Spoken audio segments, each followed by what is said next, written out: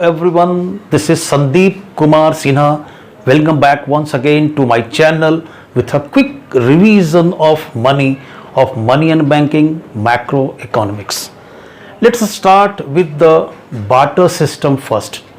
जब money evolve नहीं हुआ था तो लोग अपने सामान की पूर्ति कैसे किया करते थे? How they were able to fulfil their requirements.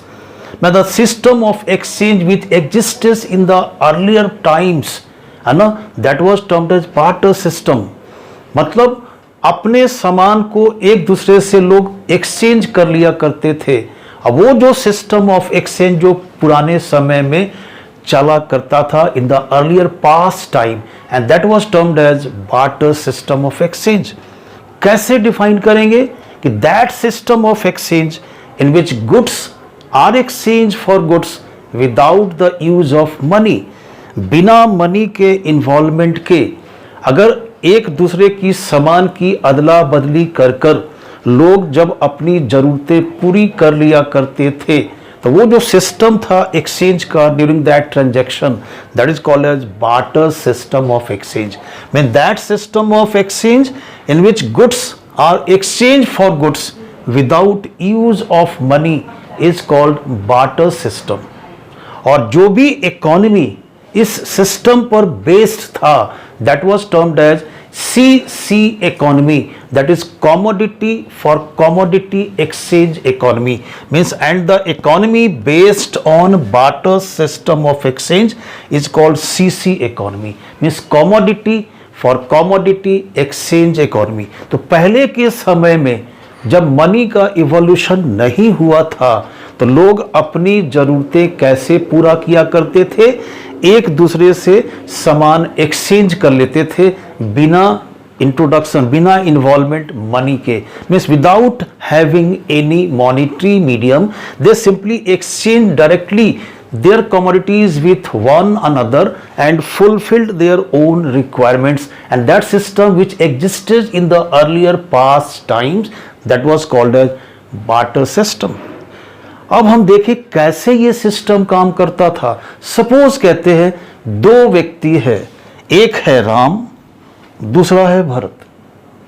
Ram के पास चावल है, जरूरत उसको गेहूं की है, wheat. Ram has rice and requires wheat. मतलब वो अपने पास जो उसके पास राइट है राइस, उसे दूसरे व्यक्ति के साथ एक्सचेंज करके गेहूं लेना चाहता है. दूसरा व्यक्ति है भरत, इसके पास है वीट, गेहूं, और इसे चाहिए चावल की जरूरत है. तो ये क्या कर सकता है? वीट से एक्सचेंज करेगा राइस को, मतलब वीट देगा किसी ऐसे व्यक्ति को जिसके पास चावल है और उससे चावल लेगा. Means what is the situation here? Both Ram and Bharat have the commodities required by one another. एक दूसरे की जरूरत का सामान दोनों के पास है. And then whenever these two people come into contact with one another, what they will do? They will simply exchange their commodities with one another and they will be able to fulfill their own requirements. तो राम को जरूरत है गेहूं की, उसने क्या किया? भैया भरत, भाई गेहूं चाहिए, तो इसने अपना चावल दे दिया भरत को और भरत से गेहूं ले लिया अपनी जरूरत का. भरत ने भी क्या किया? भरत को के पास गेहूं है, उसे चाहिए चावल. चावल किसके पास है? राम के पास. उसने अपने गेहूं राम को दे दिया, बदले में चावल ले लिया. दोनों की जरूरतें पूरी हो गई. And that is termed as mutual, that is simultaneous fulfilment of mutual wants of both the buyers and sellers. Each party is a buyer, each party is a seller at the same time. दोनों व्यक्ति, राम हो या भरत, एक ही वक्त में वो seller भी है, बेचने वाला भी है, और परचेजर भी है, खरीदने वाला भी है. तो राम ने क्या परचेज किया? वीट. प्राइस क्या पे किया? राइस दिया, वो वीट की कीमत है. तो Ram purchased wheat by just making the payment in terms of rice. And what Bharat did? Bharat ने परचेज किया राइस, प्राइस क्या पे किया इन टर्म्स ऑफ व्हीट, जो उसके पास व्हीट था. माने both are sellers and buyers at the same time, and there is the simultaneous fulfillment of the requirements of both the parties, sellers and buyers at the same time, and that is called a double coincidence of wants. माने दोनों की जरूरतें एक ही वक्त में पूरी हो जाना. तो कोई भी बार्टर सिस्टम ऑफ एक्सचेंज जो था हमारा, उसका सक्सेस, सफलता किस बात पर निर्भर करता था? Double coincidence of wants. Means both the parties should have the commodity required by one another. अगर दोनों के पास एक दूसरे की जरूरत का सामान है, तब दोनों एक दूसरे से अपने सामान को एक्सचेंज करके अपनी जरूरतें पूरी कर सकते हैं. यह सिस्टम था पहले, जो बार्टर सिस्टम कहलाता था. पहले आबादी कम थी, नंबर ऑफ ट्रांजैक्शंस भी कम था, तो डिफिकल्टीज, इनकन्वीनियंसेस भी कम था. ट्रेडिंग कॉस्ट मतलब खोजने का जो खर्चा है, ऐसे व्यक्ति को ढूंढना जिसके पास उसकी जरूरत का सामान हो, साथ साथ वो व्यक्ति के पास भी जो सामान हो उसे इस व्यक्ति को जरूरत हो, तब एक्सचेंज संभव था. लेकिन जैसे जैसे वॉल्यूम ऑफ ट्रांजैक्शंस बढ़ता गया, however with the passage of time, as the volume of transactions went on increasing, बढ़ता गया, the inconveniences, difficulties started rising, आता गया मुश्किल, involving high trading cost. Trading cost का मतलब कहते हैं सर्च कॉस्ट, ढूंढने का खर्चा. हमारे पास जो सामान है, ठीक है, और हमें जो चाहिए वो सामान जिसके पास है वैसे व्यक्ति को ढूंढना, और साथ साथ उस व्यक्ति के को भी जरूरत उस सामान की हो जो मेरे पास हो, तब एक्सचेंज संभव था. तो जैसे जैसे वॉल्यूम ऑफ ट्रांजैक्शंस बढ़ता गया, inconveniences and difficulties of barter system went on increasing, बढ़ता गया, and that led to the failure of barter system of exchange. तो बार्टर सिस्टम धीरे धीरे फेल कर गया. क्यों फेल किया?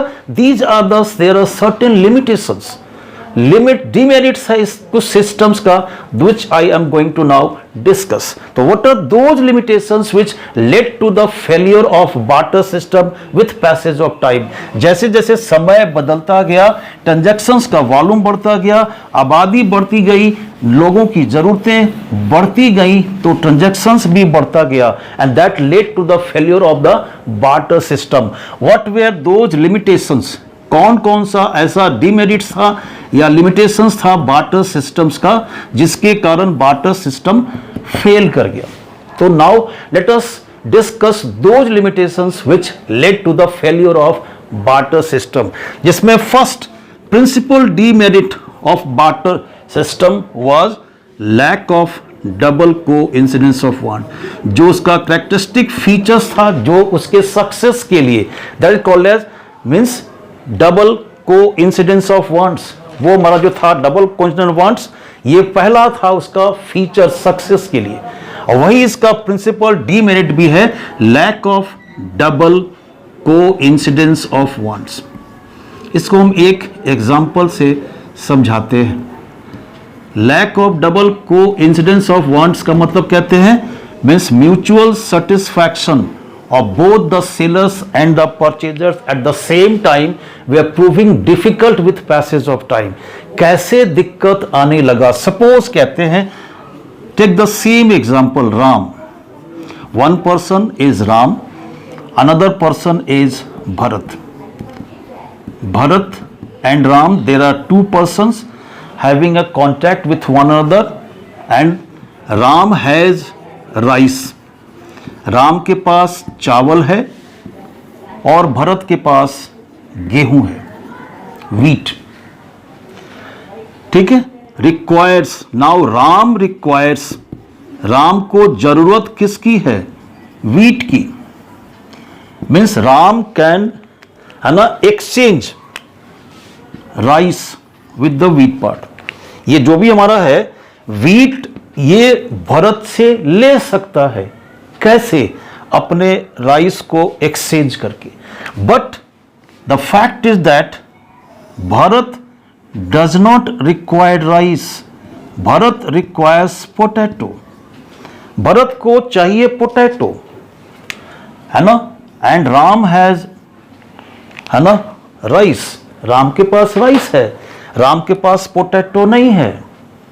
तो राम अगर अपने राइस को एक्सचेंज करना चाहेगा भारत के साथ, तो इट इज वेरी डिफिकल्ट और rather impossible, because the commodity that is required by Bharat is not rice that Ram is having.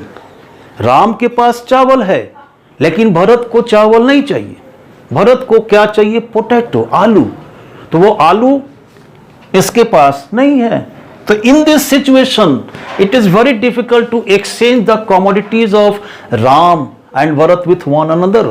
Ram और भरत एक दूसरे के साथ में ये कमोडिटी एक्सचेंज नहीं कर सकता, and that was the principal demerit of this system that is called as barter system. जैसे जैसे ट्रांजैक्शंस बढ़ता चला गया, तो ये वैसे लोगों को ढूंढना मुश्किल होता गया जिसके पास सपोज मेरी जरूरत का सामान हो और उसे जो सामान जरूरी है वो मेरे पास होना चाहिए। Only in that situation the exchange would be complete. अगर किसी भी व्यक्ति के पास ऐसा सामान नहीं है जो दूसरे व्यक्ति को चाहिए, then in that situation exchange would not have been possible, असंभव था। and that was one of the principal demerits of barter system, or we can call it the principal demerit of barter system, that is lack of double coincidence of want. That is the first demerit of barter system which led to the failure of barter system of exchange. Now the second demerit of this barter system was lack of measure of value. Second limitation, lack of measure of value. Measure of value, or you can also call it as unit of account. Means कोई भी ऐसा एक measuring rod नहीं था जिसमें किसी भी commodity का वैल्यू का मेजरमेंट हो सके, and exchange could have been made possible. There was no such measuring rod. Even if suppose कहते हैं राम और जो यहां हमने भरत का एग्जाम्पल लिया, दोनों के पास सपोज कहते हैं एक दूसरे की जरूरत का सामान है, लेकिन फिर सवाल ये उठता है in what proportion these commodities are to be exchanged, means what would be the exchange ratio? किस रेशियो में दोनों अपने अपने सामान को एक्सचेंज करेंगे। सपोज कहते हैं ये Ram, take simple same example, Ram and Bharat, the two persons having in contact with one another to exchange their commodities during any transactions. Ram के पास राइस है, भरत के पास व्हीट है। Ram requires wheat, means wheat is required by Ram, requires wheat and has rice. यहां पर इसके पास wheat है और इसे राइस की जरूरत है। Now what is the situation here? Both the parties are having the same commodity required by another one.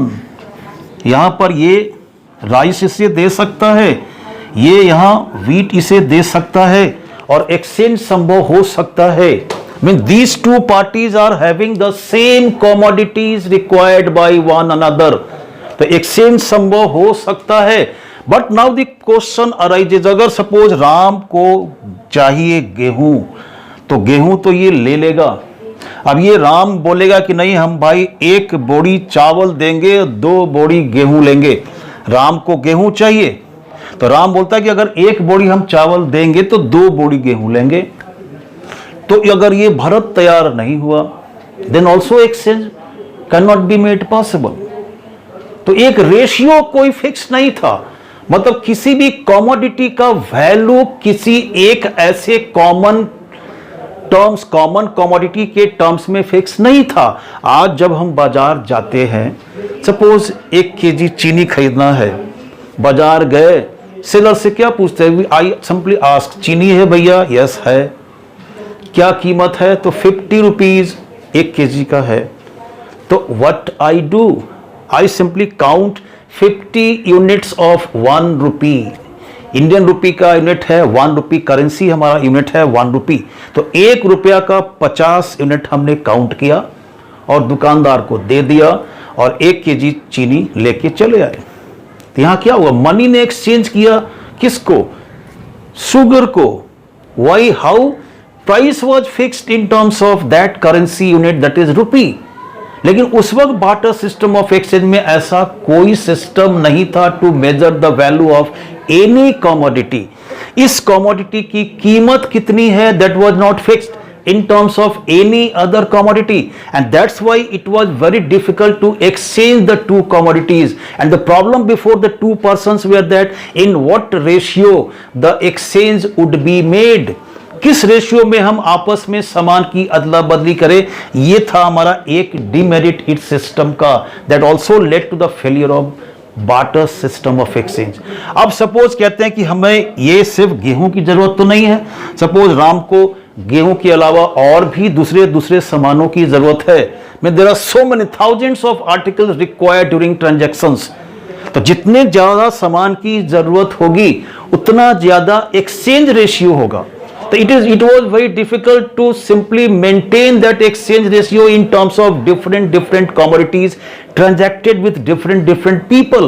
That was the another difficulty in this barter system. पहला क्या था कि किस रेशियो में हम इसे ट्रांजैक्ट करें, एक्सचेंज करें, ये एक डिफिकल्टी था क्योंकि वैल्यू किसी कमोडिटी का फिक्स नहीं था किसी एक कॉमन कमोडिटी के टर्म्स में, so that exchange could have been made possible. And second one, there are thousands of articles being transacted between different persons, means there are numerous exchange ratios. How to maintain that exchange ratio, that was another difficulty in this system. That is the second demerit of barter system which led to the failure of barter system of exchange.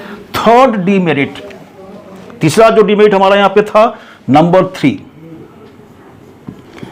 lack of store of value.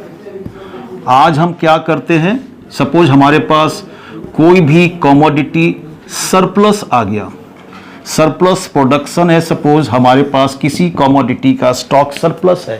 आज क्या करते हैं, उस surplus quantity को बाजार में बेच देते हैं एट द मार्केट प्राइस, और जो वैल्यू हुआ उस सरप्लस कमोडिटी का उसको स्टोर कर दिया for future transactions. That is called as shifting the purchasing capacity to future time. आज हमारे पास सरप्लस है, जरूरत पूरी हो गई, कल जो जरूरत आने वाली है उसके लिए हमने आज जो सरप्लस कमोडिटी को कन्वर्ट कर दिया एक कॉमन कमोडिटी में, और उसको हमने यूज किया for future transactions to take place in future time. That the storage facility was not present with this और not in this system of barter system of exchange. How to store the value of surplus commodity for future transactions to take place in future time, that was another difficulty. Means कैसे हम किसी भी surplus commodity का value को store करें ताकि हम इसे बाद में अपनी जरूरत पूरी करने के लिए इस्तेमाल कर सकें। आज हमारा क्या है, जो भी सरप्लस होता है बेच दिया, पैसा में कन्वर्ट कर दिया, दैट इज कॉमन कमोडिटी, और इस पैसे को हम यूज करते हैं बाद में जब हमें अपनी जरूरत होती है फ्यूचर टाइम में। That was another difficulty, means how to store the value of surplus commodity. That was another difficulty in this barter system of exchange. And number 4, fourth was lack of a standard of deferred payment. Standard of deferred का मतलब कहते हैं lack of standard of deferred payment. Deferred payment means delayed payment. आज जो स्थिति है monetary economy में, कोई भी सामान अगर हम परचेज करते हैं and suppose we don't have that sufficient amount of money to purchase that commodity, we simply purchase it on credit. Suppose 10,000 का कोई सामान है, हमने 5,000 कैश डाउन पेमेंट किया and the remaining 5,000 is paid in easy installments. जिसको EMI कहते हैं, monthly instalment fix कर दिया, हर महीने थोड़ा थोड़ा दे दिया और वो हमारा जो भी अमाउंट लोन का क्लियर कर दिया, सामान अपना हो गया। तो आज इस मॉनेटरी इकोनॉमी में मनी का जब हमारा एग्जिस्टेंस है, then borrowing and lending is easier. But during that time of exchange in the barter system, उसमें क्या था कि उधार लेना और उधार देना, that was a difficulty. Suppose हमने राइस लिया, तो जिस क्वालिटी का लिया, I have to repay back the rice of the same quality, that was another difficulty. How to repay back? if someone borrowed certain commodity from one person, how to repay back in future time with the same quality, same standard? वो सही सामान कैसे वापस करे? और जब हमने बोरो किया, वो सामान हमारे पास नहीं है, तो हम अपने सामान से उसे एक्सचेंज करके लेंगे। तो जिससे भी एक्सचेंज करके लेंगे, वो सामान की क्वालिटी वही है जो हमने उससे लिया बोरोड अमाउंट के फॉर्मेट में। That was another difficulty. Means borrowing and lending was not easier in this barter system of exchange, which is nowadays made easier with the evolution of money. That was the next one, is the lack of divisibility, माने divide करना। वैसे सामान को जो non living है वो तो easy है। एक बोरी चावल को हम आधा बोरी में कन्वर्ट कर सकते हैं, आधे बोरी को फिर और आधी कर सकते हैं। लेकिन suppose I have some cattles, जानवर है, उसको कैसे डिवाइड करें? सपोज आई हैव अ गोट, एक बकरा है या बकरी है हमारे पास, ठीक है, और हमें चाहिए चावल। जिस व्यक्ति के पास चावल है उसे बकरे का गर्दन चाहिए। अगर हमने बकरे का गर्दन काट दिया तो where is the life? It is useless now. उसको फिर हम कैसे रखें for future transactions? It is very difficult और अदर इम्पॉसिबल। तो how to divide those living creatures during transactions और during exchange of commodity, that was another difficulty. हमारे पास सपोज घोड़ा है, हमारे पास सपोज घोड़ा है, घोड़ा तो कीमती है, हमें चावल चाहिए, तो क्या हम पूरी घोड़ी तो दे नहीं सकते? तो घोड़े का एक हिस्सा भी काट दिया तो घोड़ा हमारे लिए बेकार हो गया। Means how to divide those commodities which were having life with the non-living objects, that was another difficulty in this system. तो all these limitations, जो भी limitations था barter system of exchange का, that led to the failure of this system. ये system fail कर गया with passage of time, with the increase in the volume of transactions, with the increase in the size of population and their requirements. जैसे जैसे आबादी बढ़ती गई, requirements बढ़ता गया, वॉल्यूम ऑफ ट्रांजैक्शंस बढ़ता गया, देन इनकन्वीनियंसेस एंड डिफिकल्टीज वो भी बढ़ता गया, and that led to the failure of this system called as barter system. Then people started thinking to evolve a common commodity which could exchange every single commodity in this whole universe. Means कोई भी एक ऐसा common सामान होना चाहिए जो किसी भी ऑब्जेक्ट को किसी भी वक्त एक्सचेंज कर ले और एक्सचेंज आसानी से हो सके, साथ साथ वो किसी भी कमोडिटी का वैल्यू का भी मेजरमेंट करे। And when the value is measured in terms of that commodity and it is used as a medium of exchange to exchange any other commodity, then the exchange और transaction would be very easy and it can be operated in an easy manner, and that common commodity was termed as money. Thus the limitations led to the evolution of money. Now what is money? How can we define money? Money is any single common commodity which can exchange any other commodity in the universe. Means it can be used as a medium of exchange, and at the same time it measures the value of a commodity. तो define कैसे करेंगे कि money is anything which is used as a medium of exchange, जब भी cell and purchase होगा, it simply acts as an intermediary and facilitates the exchange of commodities and at the same time is a measure of value. exchange तब तक संभव नहीं होगा जब तक किसी भी कमोडिटी का वैल्यू किसी एक ऐसे कॉमन कमोडिटी में मेजर्ड नहीं है। जब तक उस कमोडिटी का वैल्यू का मेजरमेंट संभव नहीं होगा, then exchange can not be made possible. तो मनी कोई भी एक ऐसा चीज जो मीडियम ऑफ एक्सचेंज है and at the same time measures the value of any commodity, that is termed as money. Money का दो बेसिक फीचर्स है, पहला क्या है, मीडियम ऑफ एक्सचेंज, और दूसरा क्या है, जनरल एक्सेप्टेबिलिटी।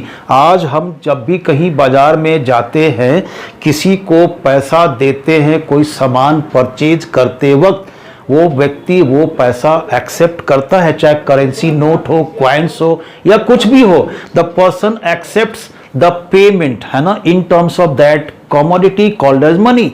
तो मनी के साथ दो फीचर्स अटैच्ड होता है हमेशा। पहला, it is used as a medium of exchange, means it simply acts means और facilitates the transactions of commodities between two party, that is seller and purchasers. दो व्यक्ति जब होंगे उनके बीच में, acting as an intermediary and helps in the sale and purchase of commodities, that is number one. And number two is general acceptability. Now next is the functions of money. Functions of money syllabus में नहीं है, फिर भी जानना जरूरी है। दो primary functions है हमारा, first is the medium of exchange and second one is the measurement of value, means value of commodity is measured in terms of that common commodity called as money, and then only it facilitates the medium, that is exchange of commodities, means acting as an intermediary. And the remaining two are the secondary functions, that is store of value and a standard of deferred payment. Means now with the evolution of money, we can shift our purchasing capacity to future time, and also at the same time borrowing and lending is now, it is easier nowadays, means we can purchase a commodity and make the payment of that commodity in due course of time in easy installments, means borrowing और lending आज के समय में आसान है with the evolution of money कहते हैं। Now types of money, simple एक डिस्कशंस करते हैं कि कितने तरह का मनी होता है। टाइप्स ऑफ मनी भी सिलेबस का पार्ट नहीं है वो, लेकिन but you should know what are the different types of money, means on the basis of that is legal recognition.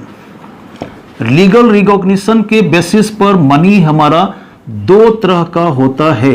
Number one, money is that is first legal tender money, and number two, legal tender money, it is also sometimes called as fiat money, and second one is non legal tender money। second type जो हमारा है that is non legal tender money। legal tender money का मतलब there is a legal binding on every person has to accept it at the time of making the payment। जब भी कोई transaction होता है, सेल परचेज होता है, no one can refuse to accept in terms of that commodity called as money. जो भी उस करेंसी यूनिट है उस कंट्री का, उसमें अगर पेमेंट्स कोई भी व्यक्ति देता है तो कोई भी व्यक्ति रिफ्यूज नहीं कर सकता। The person has to accept and it is issued by the monetary authority और the government of a country, that is called as means sanction of the government. It is used on the basis of the order of the government, that is called fiat of the government, and that's why it is also called as fiat money। And second one is non-legal tender money, और कहते हैं optional money. Optional money का मतलब ये उस व्यक्ति के options पर होता है, whether to accept it or to not accept it। इसमें बेसिकली क्या आता है, credit instruments like simple cheques, demand drafts, bills of exchange, ये दोनों के बीच में विश्वास पर निर्भर करता है और on the basis of the trust that the issuer commands. जिसने भी इसे इशू किया, हमने सपोज किसी को चेक पेमेंट दिया, एक सामान खरीदा 10,000 का एंड सपने हमने एक 10,000 का चेक काट के उसको दे दिया, तो पर्सन एक्सेप्ट्स इट्स, है ना, क्योंकि उसे हम पर विश्वास है। Then only the person can accept the payment in terms of checks, otherwise the person may refuse to accept the payment। तो कोई भी ऐसा मनी जो दो व्यक्ति के विश्वास पर निर्भर करता है, means between the trust between the payer and the payee, that is called as non legal tender money, means कोई लीगल बाइंडिंग नहीं है एक्सेप्ट करने का, और it is also called as optional money, और कॉल्ड कहते हैं फिड्यूशियरी मनी कहते हैं इसको sometimes, because it is in on the basis of the trust between the two parties. And next जो हमारा है, ये हमारा टाइप्स ऑफ मनी, मींस कहते हैं कि on the basis of that is value of money as money, मतलब जिस भी कॉमोडिटी का वो मनी बना हुआ है ना, वो उसका face value and the value of the commodity of which value of commodity of which money is created. जिस भी सामान, जिस भी मटेरियल का वो बना हुआ है, मतलब ये जो value of money as money, जैसा call face value and value of the commodity, जिस मटेरियल का वो बना है उसकी कीमत कितनी है, उस बेसिस पर हमारा जो है पहला टाइप है मनी का called as full bodied money और also called as metallic money. तो फुल बॉडीड मनी और मेटालिक मनी, इसमें सिंपल फीचर क्या है कि इसका जो फेस वैल्यू है और जो इसका कमोडिटी वैल्यू है दोनों बराबर है। Number 2, representative paper money. Representative paper money, ये पेपर का ही करेंसी नोट्स तो है, but it is fully 100% backed by a metallic reserve और एनी अदर सिक्योरिटी। मतलब अगर 100 रुपया का सपोज करेंसी इश्यू होता है तो 100 रुपये के बराबर का सिक्योरिटी डिपॉजिट होता है, and that's what is called as backed, means fully backed money है, representative money, that is paper money, representative paper money. And third one is called as credit money. Credit money का मतलब कहते हैं जिसमें छपा हुआ है, सपोज कोई कॉइन है 1 रुपया, तो वो मटेरियल जिससे बना है वो 1 रुपया का, वो उसकी कीमत नहीं है, मतलब जो फेस वैल्यू है वो उसके कमोडिटी वैल्यू से अगर अधिक है तो वैसे मनी को कहते हैं क्रेडिट मनी। तो credit money, full bodied money और रिप्रेजेंटेटिव मनी, आज के डेट में जो हमारा जो करेंसी नोट्स है वो टोकन मनी है, that is called credit money. छपा हुआ है करेंसी नोट है 500 रुपया, कागज के टुकड़ा का कीमत 500 नहीं है, जिस पेपर से बना है उसका face value 500, commodity value is very much less than 500, that is called credit money और सिंपली टोकन मनी, जो आज के हमारा करेंसी नोट्स और प्रॉमिसरी नोट्स है। नाउ द इंपॉर्टेंट टॉपिक है ना for this part, that is money is supply of money. ये हमारा सिलेबस में भी है और इंपॉर्टेंट पार्ट भी है from the examination point of view. Supply of money, supply of money simple meaning क्या है, जो भी क्वांटिटी है करेंसी नोट्स का या कॉइन्स का in the economy, in circulation, जो भी है quantity, that is money held by the public at a particular point of time, that is called as supply of money. It refers to the stock or quantity of currency notes and coins held by the public at a particular point of time, means किसी भी एक वक्त में कितना quantity जो भी currency का है जो पब्लिक अपने पास रखता है उसे कहते हैं सप्लाई ऑफ मनी, या सिंपल टर्म्स में quantity of money in circulation at a particular point of time called as supply of money. तो सप्लाई ऑफ मनी जो भी हमारा है ये एक स्टॉक वेरिएबल है। क्या क्या फीचर्स इसके साथ याद रखना होगा कि पहला, सप्लाई जो भी है वो एक स्टॉक वेरिएबल है।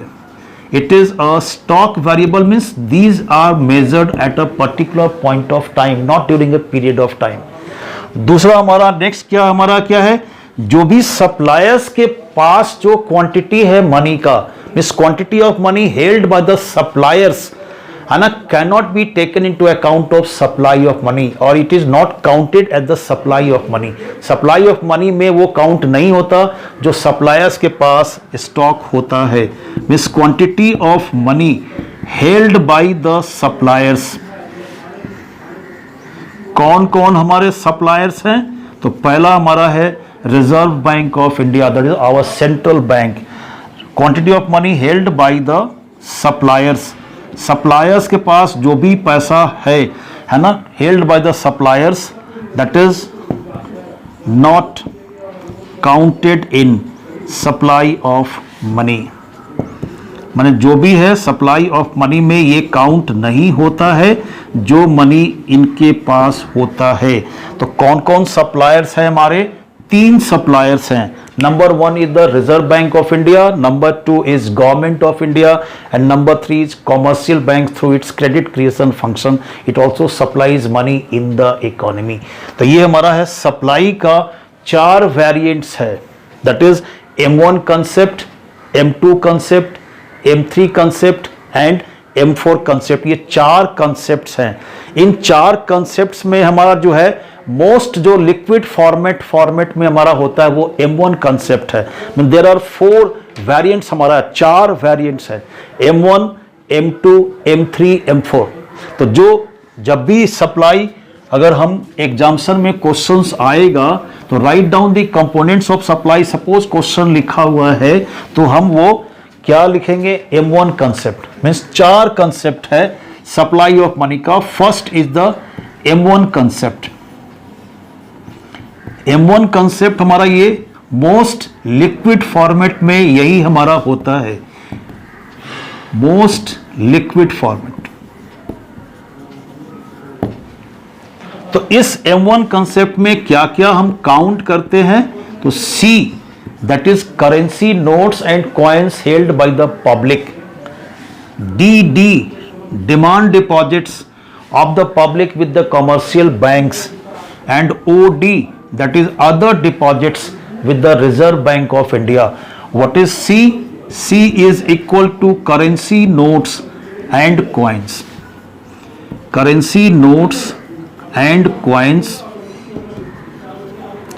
held by द पब्लिक के पास जो भी करेंसी नोट्स है या कॉइन्स है, ये हमारा पहला कंपोनेंट है सप्लाई ऑफ मनी का। DD, that is demand deposits,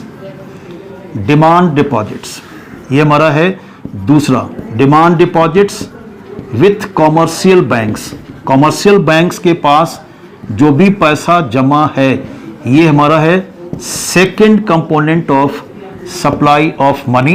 and third is OD, that is other deposits with the Reserve Bank of India with RBI। अब इसमें क्या क्या शामिल होता है अदर डिपॉजिट्स में? नंबर 1, जो भी हमारा है डिपॉजिट्स पब्लिक फिनेंशियल इंस्टीट्यूशंस का, लाइक IDBI, इसका भी पैसा अगर RBI के पास जमा है तो वो भी हमारा सप्लाई के स्टॉक में आएगा। नंबर 2, जो भी है जो deposits of foreign central banks and foreign governments, वो भी इसमें इंक्लूडेड है अदर डिपॉजिट्स में। और तीसरा हमारा क्या है? जो भी इंटरनेशनल फिनेंशियल इंस्टीट्यूशंस है उसका जो डिपॉजिट्स RBI के पास है वो तीसरा कंपोनेंट है हमारा किसका? दैट इज अदर डिपॉजिट्स का। मींस अदर डिपॉजिट्स में क्या क्या शामिल होता है? तो पब्लिक फिनेंशियल इंस्टीट्यूशंस का deposits with RBI, number 2 deposits of foreign central bank and foreign governments, and number 3 deposits of international financial institutions with the reserve Bank of India. लेकिन इसमें जो हमारा डिपॉजिट्स जो भी है वो डिपॉजिट्स हम इंक्लूड नहीं करते जो सरकार का डिपॉजिट्स RBI के पास है। मींस OD जो हमारा यहाँ पर है ना, OD में तो ये 3 इंक्लूजन्स लेते हैं, but this OD other deposit जो है डज नॉट इंक्लूड। क्या क्या इंक्लूड नहीं करता? That is more important. Number 1, that is deposits of government with RBI, सरकार का जो डिपॉजिट्स है वो इसमें शामिल नहीं करते। विथ आरबीआई, मीन्स आरबीआई के पास जो सरकार का डिपॉजिट्स है वो इंक्लूड नहीं होता, does not include. And number 2 is that is deposits of commercial banks with the reserve Bank of India, means commercial banks का जो भी है डिपॉजिट्स वो इसमें शामिल नहीं करते। With the that is RBI, means commercial banks का डिपॉजिट्स और गवर्नमेंट का डिपॉजिट्स इसमें ऐड हम नहीं करते। बाकी जो भी है अदर डिपॉजिट्स में तीनों, that is international financial institutions, foreign government, foreign central bank and public financial institutions, जो वहाँ उसका डिपॉजिट जो आरबीआई के पास में है that is included in the supply of money. बाकी जो 3 कंसेप्ट है that is M2, M3, M4, least liquid format में हमारा M4 कंसेप्ट है। M2 कंसेप्ट हमारा क्या है कि M1 के साथ साथ जो भी डिपॉजिट्स पोस्ट ऑफिस के सेविंग्स बैंक अकाउंट में है वो भी इंक्लूड कर लेते हैं, दैट इज M2 कंसेप्ट। जब भी क्वेश्चंस आएगा you have to write down that is M1 concept, that is most liquid format. तो जो 3 कंपोनेंट्स हमारा है वो तीनों को हम इंक्लूड करेंगे इन द M1 कंसेप्ट। और M2 कंसेप्ट हमारा जो है what is M2, this is equal to M1 and plus deposits जो भी हमारा है with post office savings bank account, post office का सेविंग्स जो बैंक अकाउंट हमारा है एसबी अकाउंट कहते हैं, SB account savings bank account में जो हमारा पोस्ट ऑफिस का है वो भी इसमें इंक्लूड कर लेते हैं, that is called the M2 concept. तो M2 कंसेप्ट हमारा क्या है दैट इज M1, और M1 हमारा क्या है that is C plus DD plus OD and plus जो डिपॉजिट्स हमारा यहां पर है of post office savings bank account. ठीक है, ये हमारा हो गया M2 concept. Now third concept जो हमारा है that is M3 concept. Third one is M3 concept. तो M3 कंसेप्ट में हमारा यहां पर क्या है that is M1 plus time deposits, that is fixed deposits with the miss commercial banks, that is M3 is equal to M1 and plus that is time deposits or called as term deposits।